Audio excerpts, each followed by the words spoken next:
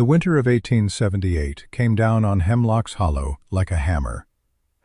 It was not a gentle descent into slumber, not a quiet frosting of the world, but a sudden, violent act. The sky, which had been a crisp, hopeful blue only a week before, turned the color of old iron and stayed that way.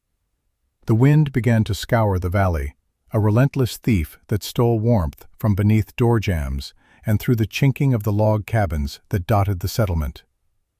It was a cold that had weight, a cold that seeped into the very grain of the wood and the marrow of the bone.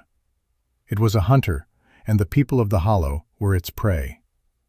This was only the third winter for the settlement, a raw little scratch of civilization in a vast, indifferent wilderness. The people were hardy, drawn by promises of timber and land, but they were not of this place. They had come from rolling hills and gentler climates, where winter was a season of inconvenience, not a siege. They had built their homes according to the memories they carried. Sturdy log cabins with proud, square shoulders and high-peaked roofs designed to shed a snow they understood. They built what their fathers had built, believing the old ways were the best ways, the only ways. The cold did not knock before it entered these homes. It came in like a knife through the gaps in the mud and moss chinking, which shrank and cracked in the desiccating air. It poured down the stone chimneys, even as fires roared within them, a phantom river of frigid air that pooled on the floor and crept up the legs of chairs. Frost bloomed on the interior walls, delicate, cruel flowers of ice that shimmered in the constant firelight. The settlers fed their stoves and fireplaces with a desperate, ceaseless rhythm, watching their carefully stacked woodpiles dwindle at an alarming rate. The problem was universal. In Silas Croft's cabin, the largest in the hollow, his wife wrapped their youngest child in 3 quilts, yet still the boy shivered. Silas, the man who had overseen the construction of nearly every structure in the valley, would stand by his hearth, the heat scorching his face, while his back felt the icy touch of the drafts that crisscrossed his home. He would add another log to the fire, a gesture of defiance against a force he could not defeat, only appease for another hour. Down the path, the Miller family had already burned through a quarter of their winter wood, and the first true snows had not yet even fallen. A quiet desperation was settling over the hollow, as thick and suffocating as the smoke that hung low in the frozen air. It was in this atmosphere of growing fear that Alara began to draw shapes in the dirt.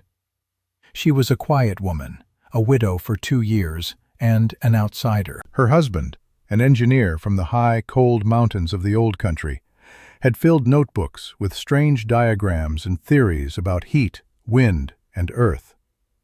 He had died of a fever the first summer, before he could build the house he had designed in his mind, leaving Alara with 2 small children and a collection of books that the other settlers saw as little more than eccentric clutter.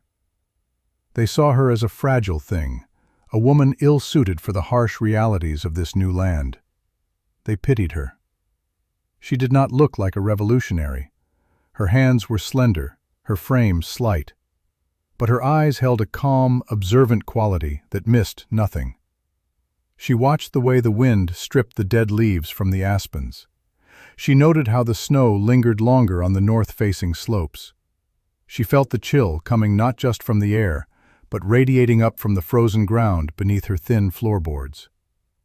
While others fought the winter, she studied it, just as her husband had taught her. And in his leather-bound notebooks, amongst the elegant script and precise calculations, she found his answer. The idea was simple in its principle, but radical in its appearance. It defied everything the settlers of Hemlock's Hollow understood about a proper home.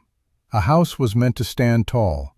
A testament to man's dominion over nature. It was to be built of timber, 4 square walls and a solid roof, a fortress against the wilderness.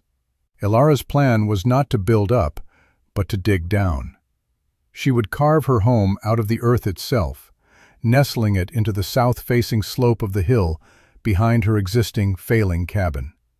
It would be a house half buried, a creature of the earth rather than a conqueror of it.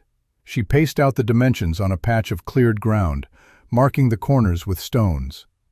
The main living space would be a deep rectangle, sunk 8 feet into the hillside. The north, east, and west walls would be the earth itself, lined with a thick barrier of stone and insulated with a mixture of straw and clay. The roof would be low and angled, covered not with shingles, but with a thick layer of sod, so that in time it would become part of the hill itself. And the entire south-facing front of the structure would be a wall not of logs, but of glass, angled to catch the low winter sun. It was a design meant to absorb and hold the planet's latent warmth and drink in the sun's meager light, rather than constantly fight the encroaching cold. When Silas Croft saw her scratching the strange, sunken rectangle into the frosty ground, he stopped his wagon. He was a big man, practical and proud, his confidence built on a lifetime of working with wood and stone in a way that he knew to be right. He looked at her markings, then at her, his brow furrowed with a mixture of confusion and paternalistic concern. "What is this folly, Elara?" he asked, his voice not unkind, but heavy with the certainty of his own expertise. She explained it to him calmly, pointing to the slope of the hill, talking about the thermal mass of the earth, about passive heat and the angle of the sun in December. She used words her husband had taught her, words that sounded foreign and academic in the raw air of the hollow. Silas listened for a minute, then shook his head, a small, sad smile on his face. "You cannot live in a hole in the ground," he said, as if explaining a fundamental law of nature to a child. "It's a root cellar, not a home. It will be damp. It will be dark. The weight of the snows will crush it. You are a widow with 2 children. Let me and the other men reinforce your cabin. We will cut you more wood. Do not waste your strength on this dream." His dismissal was the first stone cast in a wall of community skepticism. As Elara began to dig, the whispers followed her. The other women would watch from their doorways, shaking their heads. "The poor thing," they would say. "Grief has turned her mind." The men were less charitable. They called it Elara's folly, or the widow's grave. Laughter, sharp and derisive, became a common sound as they passed the growing pit behind her cabin. They saw her toil not as an act of courageous innovation, but as a symptom of madness, a foolish rejection of the common sense that kept them all alive. They warned her that the ground would freeze and heave, that the spring melt would flood her out, that the glass would shatter under the first heavy frost. Every warning was a testament to their own fear, a reinforcement of their belief that the known, however flawed, was safer than the unknown. Elara heard the whispers, and she saw the pitying or mocking glances. But she had a motivation stronger than their doubt, the memory of the previous winter. She remembered her son, coughing through the night, his small body shivering no matter how many blankets she piled on. She remembered the gnawing fear of the woodpile shrinking, each log a measure of time, each fire a step closer to a cold and desperate end. That fear was a fire in her belly, more potent than any hearth. Her husband's books were not just theory to her, they were a promise of a different way, a way to not just survive the winter, but to live through it. So she worked, while the other settlers spent the last days of autumn reinforcing their cabins, patching their chinking, and felling the last of the accessible timber. Elara dug. The work was brutal, relentless. The topsoil gave way to a dense, rocky clay that fought her at every turn. Her shovel struck stones that sent jarring vibrations up her arms. Her palms blistered, then bled, then hardened into calluses. Her 2 children, a boy of 8 and a girl of 6, were her only helpers. They hauled away the loosened dirt in small buckets, their faces smudged and serious, understanding the urgency in their mother's quiet, focused energy. She worked with a methodical patience that baffled her observers. She was not frantic or rushed. Every shovelful of earth was deliberate. When she unearthed a large rock, she did not try to smash it or heave it out with brute force. She would carefully dig around it, exposing it, learning its shape and balance, and then use a long timber as a lever to patiently, painstakingly pry it from the earth's grip.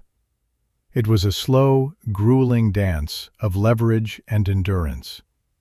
The pit deepened by inches each day, a testament to a will as stubborn as the ground itself.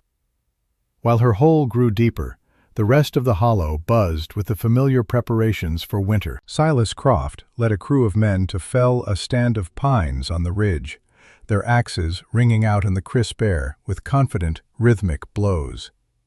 They hauled the logs back to the settlement, where they were split and stacked into enormous, proud walls of firewood that stood beside each cabin. They saw these woodpiles as a measure of their foresight and security. They looked from their towering stacks of fuel to Alara's growing pit of dirt and shook their heads. She was wasting precious time, precious energy, digging a hole while they were building a fortress of warmth. The contrast was stark. Their work was loud, communal, and visible. It resulted in tall, impressive structures and monuments of provision. Alara's work was silent, solitary, and subterranean. It was a gradual subtraction from the landscape, not an addition to it. They were raising walls against the winter. She was inviting the earth to be her wall. They trusted in the power of fire. She was trusting in the power of mass and light. To them, her labor seemed backward, a descent into something primitive, while they were busy building a new world. By the time the first hard frost silvered the valley, the pit was complete. It was 8 feet deep, 20 feet long, and 12 feet wide.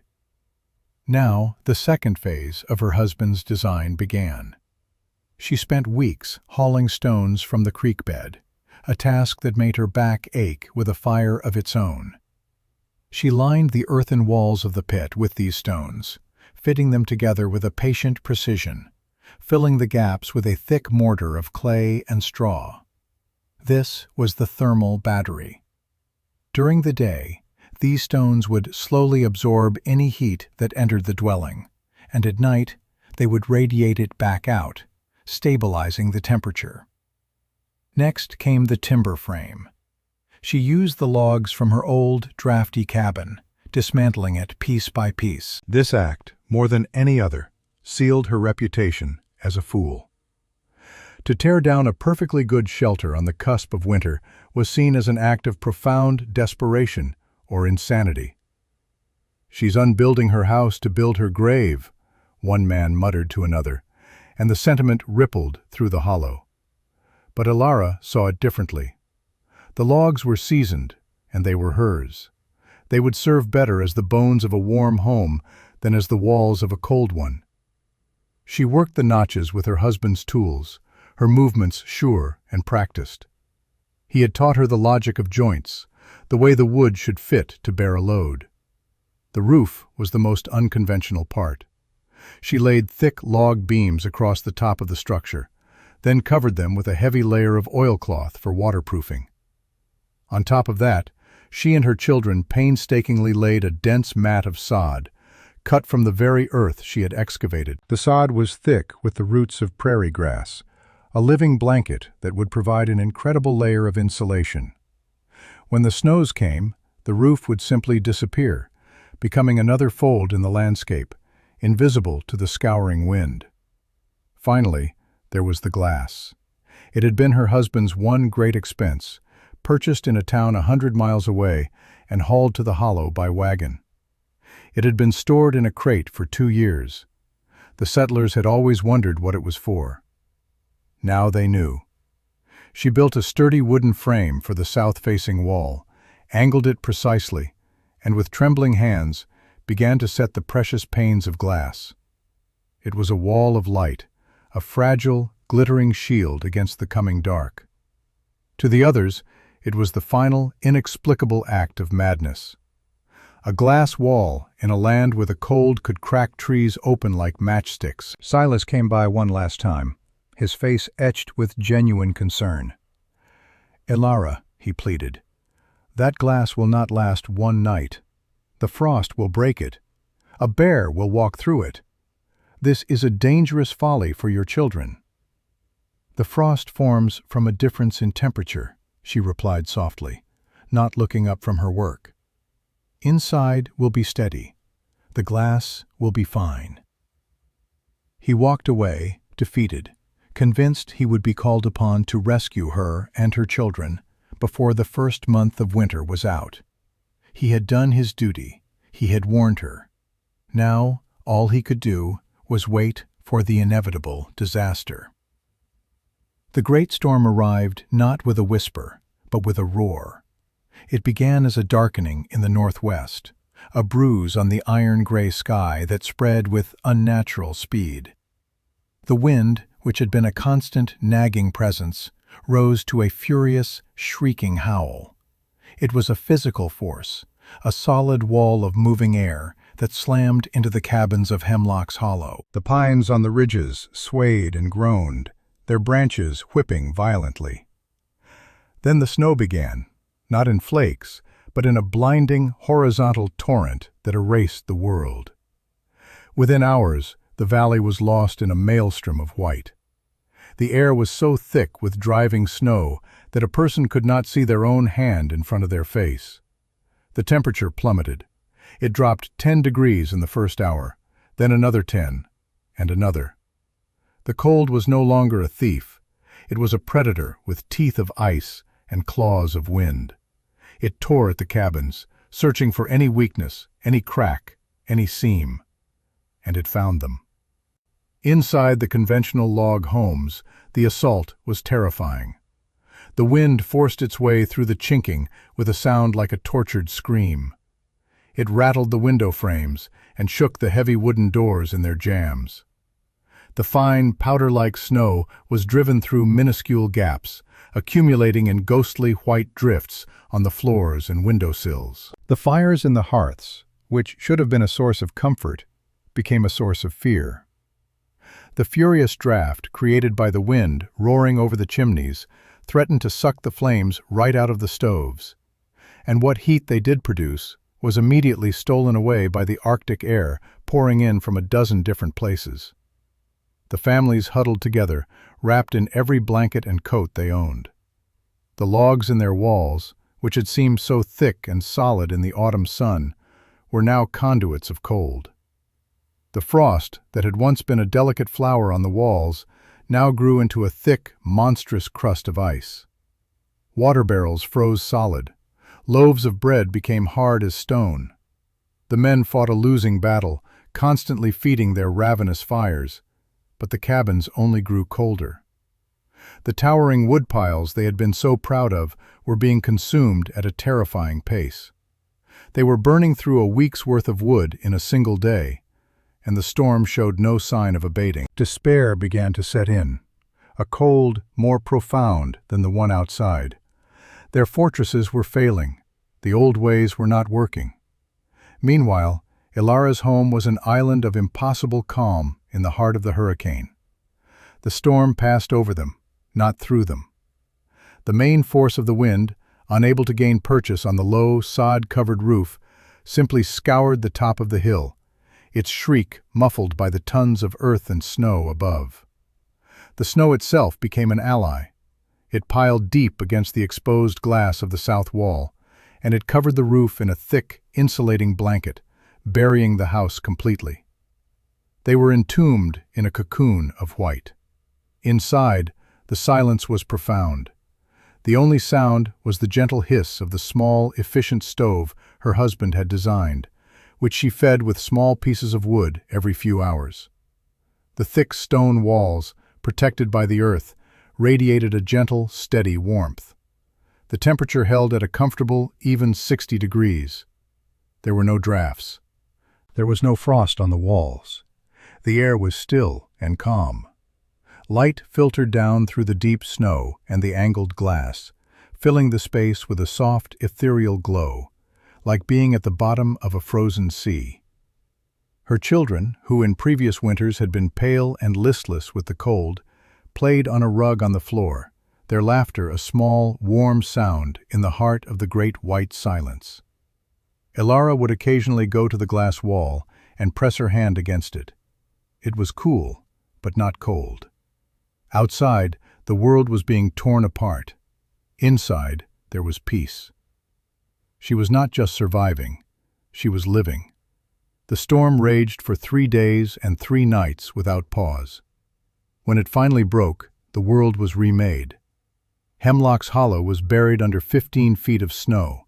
The cabins were transformed into white mounds, their roof lines softened, their windows obscured.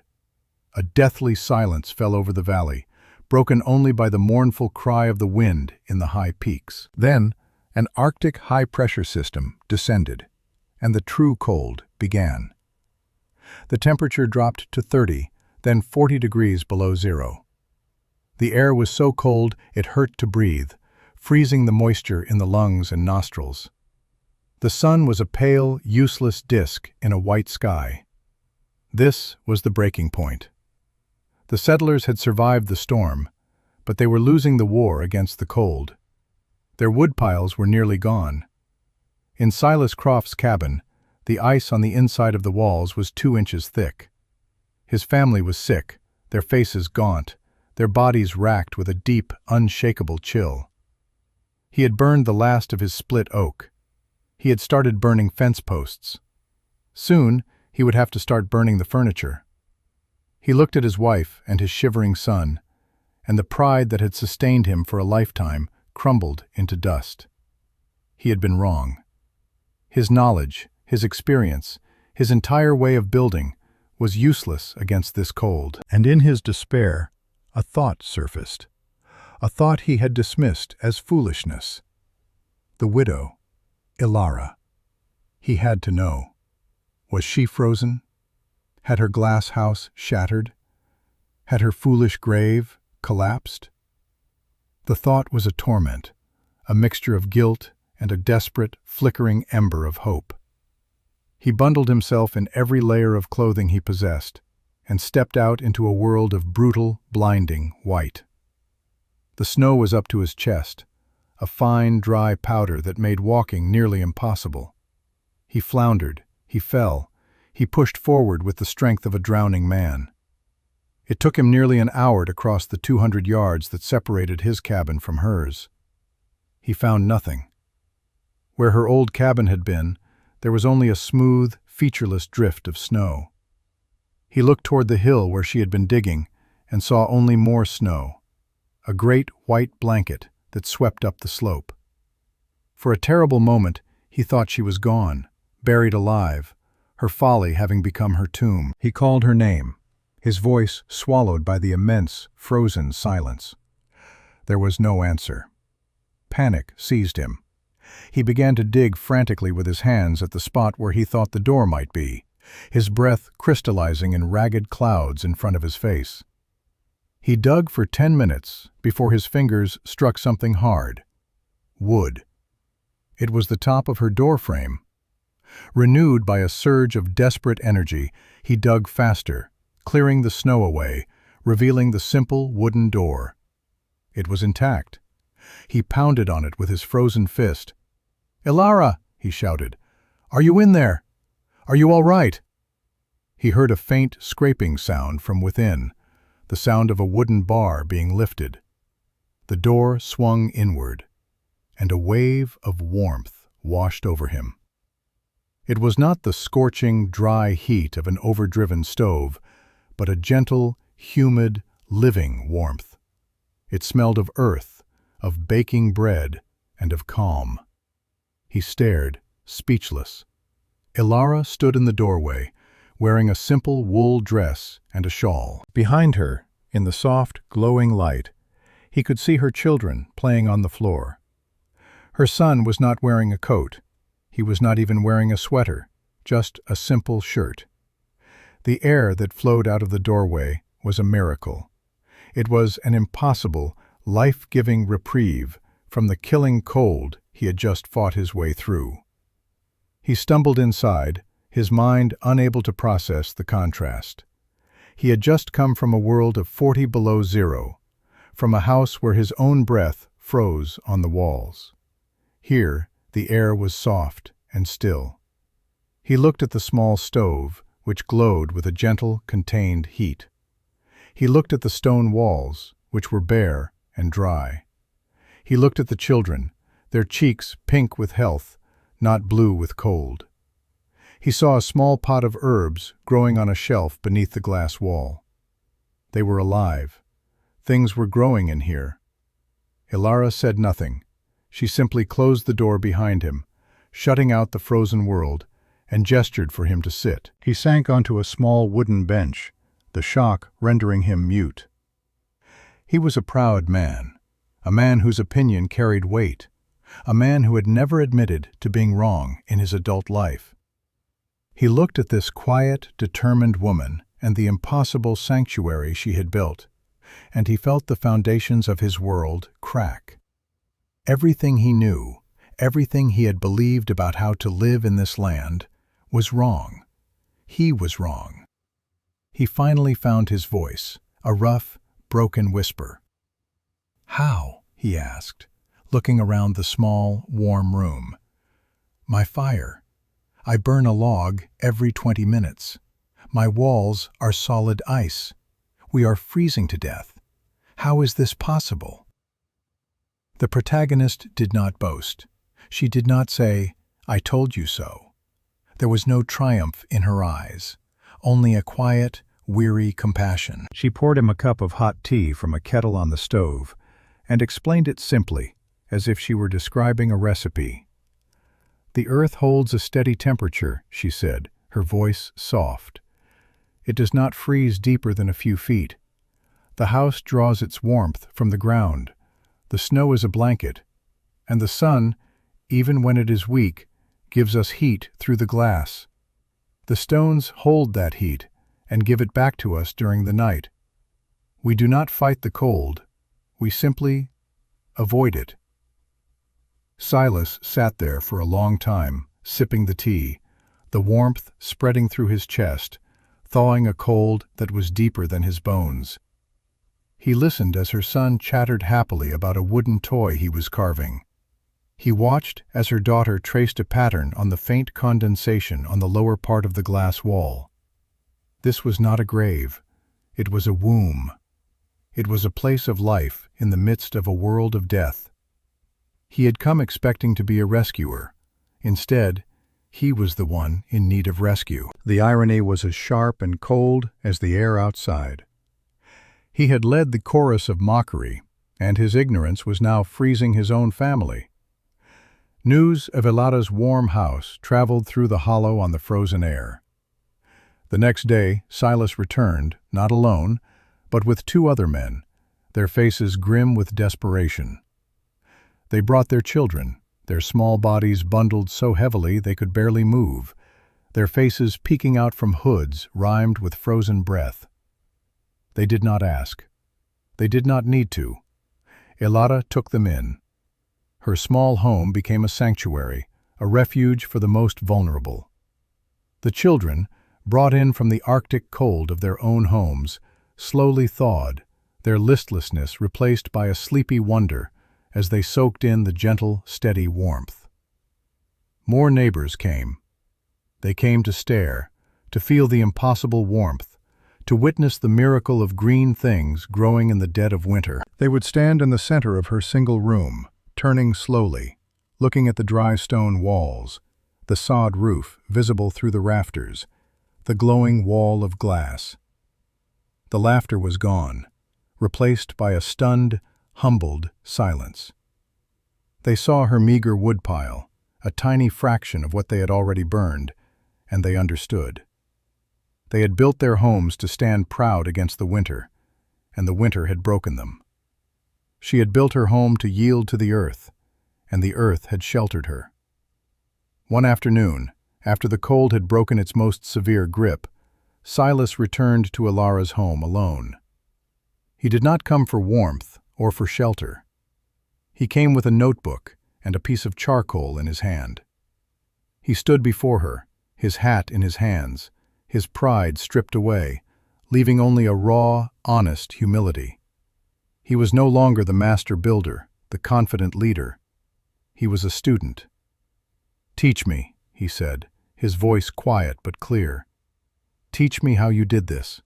I was a fool. I was arrogant, and my family paid the price. I want to learn." Ilara did not hesitate. She did not demand an apology or revel in her vindication. The knowledge had been a gift to her from her husband, and she would give it as a gift to others. She brought out his leather-bound notebooks, the pages filled with his elegant handwriting and precise, detailed drawings. She spread them out on the small wooden table.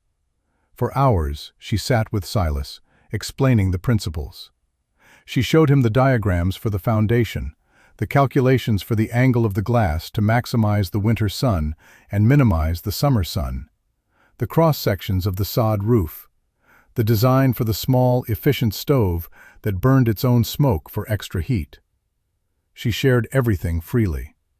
She explained that the house was not just a structure, but a system, where every part worked with the others. The earth, the sun, the snow, and the stone were all part of the design. It was a knowledge born not of conquering nature, but of understanding and cooperating with it. Silas listened, his face a mask of intense concentration. He copied the drawings, he asked questions, his deep voice filled with a newfound respect. He was not just learning how to build a different kind of house. He was learning a different way of seeing the world. He saw the wisdom in what he had once dismissed as madness. When the great thaw finally came in the spring, it came with a vengeance. The 15 feet of snow melted into a torrent of water that turned the hollow into a muddy lake. The settlers' cabins, built on flat ground, were flooded. But Ilara's house, built into the slope with a drainage ditch her husband had insisted upon in his plans, remained perfectly dry. The water flowed around it, not into it. It was the final, irrefutable piece of proof. That spring, Hemlock's Hollow was not just rebuilt, it was reborn. Led by a humbled and zealous Silas Croft, the community began to build anew. But they did not build tall, they dug. All through the summer, the valley was filled with the sounds of shovels scraping against stone and the shouts of men and women working together. They carved new homes into the south-facing slopes, following the diagrams Silas had copied from Ilara's notebooks. He was the most exacting student, ensuring every angle was precise, every stone set perfectly. The mockery of the previous year had been replaced by a quiet, communal determination. They worked together, helping each other lay the foundations and set the heavy roof beams. Ilara moved among them, a quiet consultant, offering advice, answering questions. She was no longer the outsider, the foolish widow. She was their teacher, the source of a wisdom that had saved them. They called the new structures sunken houses, or, more simply, Ilara's way. The landscape of the settlement physically changed. The proud, vulnerable cabins were replaced by low, earth-sheltered homes that blended into the hills, their glass faces glittering in the sun. The story of the settlement that survived the White Death by burying itself spread through the territories. Trappers and surveyors passing through would see the strange, half-hidden homes and stop to ask questions. They would be invited inside and feel the steady, earth-warmed air. They would listen to Silas Croft, now a fervent evangelist for the new method, tell the story of his own foolish pride and the quiet widow who had shown them all the way. The idea spread, carried by word of mouth, from one mountain valley to the next. The design, with local modifications, began to appear in other harsh climates. A quiet revolution in how to live with the land instead of fighting against it. Years passed. Hemlock's Hollow thrived. The winters still came down like a hammer, But they were no longer a time of fear and desperation. They were a time of peace and security. The children of the Hollow grew up healthy and strong, in homes filled with steady warmth and soft light. The sunken houses became a legacy, a physical testament to a lesson learned in the hardest of ways. Elara lived to a ripe old age, a respected elder in the community she had inadvertently saved. She never sought credit, never boasted of her foresight.